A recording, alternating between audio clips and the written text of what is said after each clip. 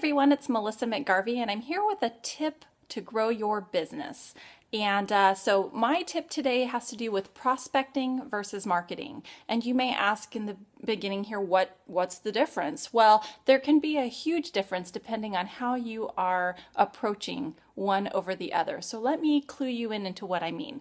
And this is applicable for any business. I have owned traditional businesses, and as you may know, I make my living doing home-based business now as a network marketing leader.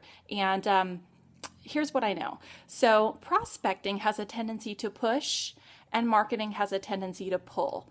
So what I mean by that is, have you ever gotten a spam email? That means that they don't have a relationship with you. They are literally just throwing a line in the water to see if maybe what they have solves a problem for you with such value that they're overriding the relationship. How do you feel about junk mail? How do you feel about spam email? If you're like most of society, we've become conditioned to ignore it and be skeptical of it. How many times have you sat down with a stack of junk mail like this and compellingly read through every single envelope? No, I don't even open the envelopes. I put them right in the recycle bin. I never even open them.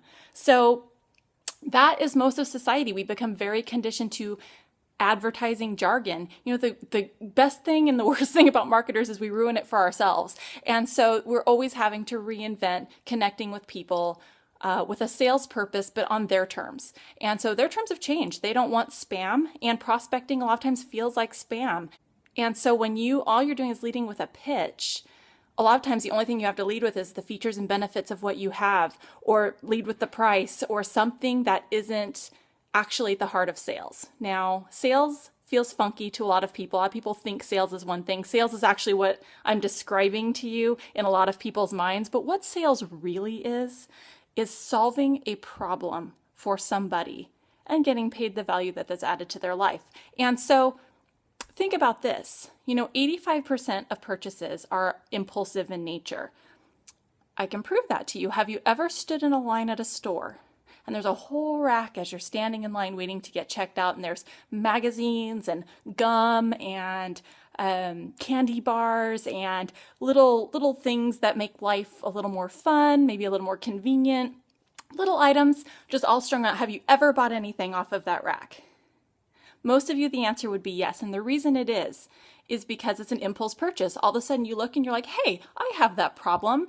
I'll buy that. And so, hey, I've got bad breath, or I'm out of gum, I'll buy gum. Hey, I'm having a bad day that a Kit Kat can solve, I'll buy that. Hey, that magazine has something on the cover that would make the quality of my life better. I'm interested, I'm gonna buy that.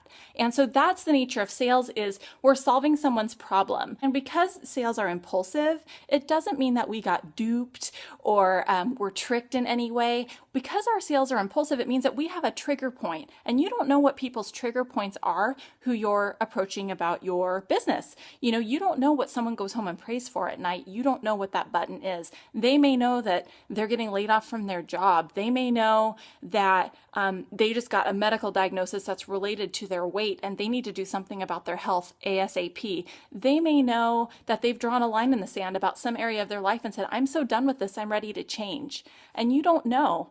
Most of the time what we project on the outside doesn't always have a lot to do with what we're praying about on the inside. And so it's important to reach people, but it's more important to attract the people that are, one, going to have quality of life improved by what you offer, and two, are ready to do it right now. And that's what marketing does. Marketing pulls those people to you so that the whole process is easier for everybody. So how do you bridge the gap between prospecting and marketing? Because obviously it doesn't make sense to sit in your living room and wait around for people to come to you, right? You have to be proactive about that. And you may have a list of people that you want to share your business with, but now you're like, I don't know about prospecting versus marketing. How do I bring them to me? Let me give you a couple of tips that when you're in a social situation can turn prospecting into marketing and make it easier for everybody. Okay, here we go. First of all, relax. If you're nervous, our human biology is to pick up the energy of other people. If you're nervous and terrified, it shows. If you don't believe in your products or your services or whatever it is your business provides, it shows. And we know that. And so as human beings, we know that if you're skeptical about yourself, that we should be skeptical about you as well. So first of all, relax and believe in the quality of your business. You're in it for a reason. You're dedicating your precious hours of your life to it for a reason. So be sure you believe it and that confidence shows. Next, guide people to what I call popping the question. And what I mean by popping the question is they ask you, what do you do? And so a lot of times when I'm in a brand new social situation, I just relax, I kick back, I make sure my demeanor is good, that I have good energy, and I just ask about them. I want to know all about them. Do you have family? What do you do for a living? What do you like to do for fun? And get to know them. And eventually they will ask you the very same thing. And it makes it very easy. Once they've asked the question, it's an expected response that you would answer. And so that's way different than walking into a new social situation and pitching a business. Do you see the difference? One pushes, the other pulls. One of the things to know is when someone pops the question, you want to be clear on what it is that you want to say. If you don't have an elevator pitch, a 30 to 60 second sentence about what you do that doesn't sound pitchy, then you need to get one ASAP, because you need to know what you're going to say and it needs to roll off the tongue like you've done this a million times, because it is what you do and who you are when you're in your business, when you got your business hat on. And so one of the things I would say is if you don't know what your elevator pitch is or how to explain your business without being pitchy, you're immediately going to throw out the features, the benefits, the prices, and things like that because you don't know what else to say, and then you've become pushy again. See what I mean? And so we want to keep leading to more questions. So have something that leads people to more questions. Hey, Melissa, what do you do? I promote Project 10. It's a health initiative for launching the community. And by helping people lose weight, we help kids. Intriguing, right? So people will usually ask, well, how do you do that? Or how do I learn more? Or what is that? Or, it leads to more questions. I'm not like, well, we've got this kit and we do this and we do that and this is going to solve this problem. And I'm not assuming any problems about them. I'm just saying what I do and going on with my day. So that's what we want to do. We want to lead to more questions. Now, know that there's always a dynamic in a sales transaction, and the person who asks the question always sets the rules of the sale. So what I allow someone to do is when I'm meeting someone, I let them ask me all kinds of questions. But once the conversation leads to actually getting started in my business, I flip the ball back into my court and start asking the questions so that I can direct the sale. People want to be led to buy. We're great buyers. We've been conditioned our whole life to be consumers. That's why there's so many commercials on TV. That's why everything that we look at has some sort of advertising. We've been conditioned to buy and we enjoy the process. So help us make a decision that will actually provide value in our lives. And so I flip the question. So the best way to get the ball back into your court is to answer a question with a question. So if somebody says, hey, how much does this cost? I'll say, hey, do you have 10 minutes?